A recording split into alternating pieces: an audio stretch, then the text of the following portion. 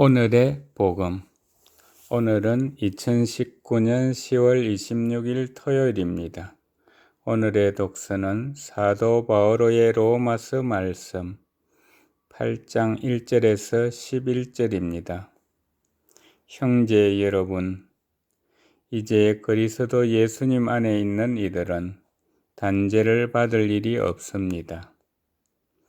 그리스도 예수님 안에서 생명을 주시는 성령의 법이 그대를 죄와 죽음의 법에서 해방시켜 주었기 때문입니다. 율법이 육으로 말미암아 나약해져 이룰 수 없던 것을 하느님께서 이루셨습니다. 곧 당신의 친아드님을 죄 많은 육의 모습을 지닌 속죄 제물로 보내시어 그 육 안에서 죄를 처단하셨습니다. 이는 육이 아니라 성령에 따라 살아가는 우리 안에서 율법이 요구하는 바가 채워지게 하려는 것이었습니다. 무릇 육을 따르는 자들은 육에 속한 것을 생각하고 성령을 따르는 이들은 성령에 속한 것을 생각합니다. 육의 관심사는 죽음이고 성령의 관심사는 생명과 평화입니다. 육의 관심사는 하느님을 적대하는 것이기 때문입니다. 사실 그것은 하느님의 법에 복종하지 않을 뿐만 아니라 복종할 수도 없습니다. 육 안에 있는 자들은 하느님 마음에 들 수 없습니다.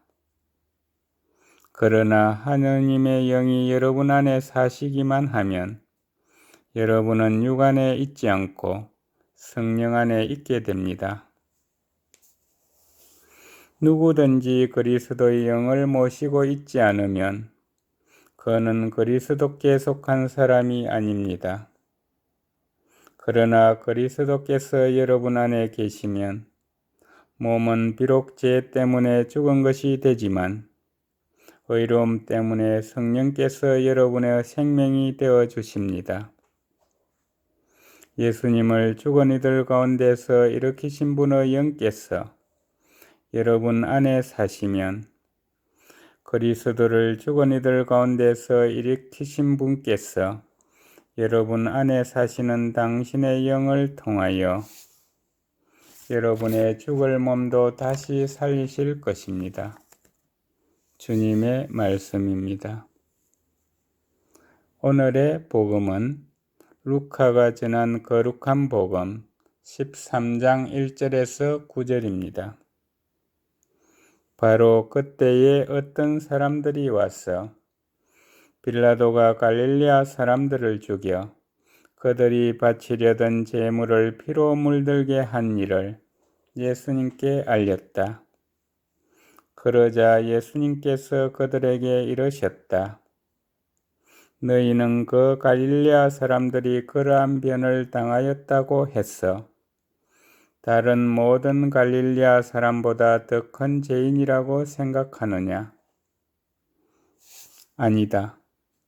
내가 너희에게 말한다. 너희도 회개하지 않으면 모두 그처럼 멸망할 것이다.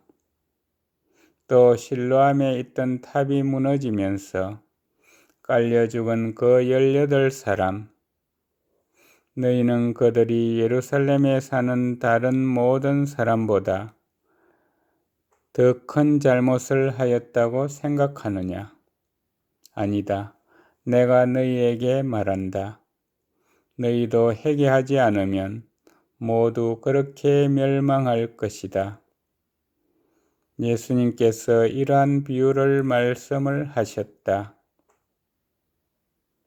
어떤 사람이 자기 포도밭에 무화과 나무 한 그루를 심어 놓았다.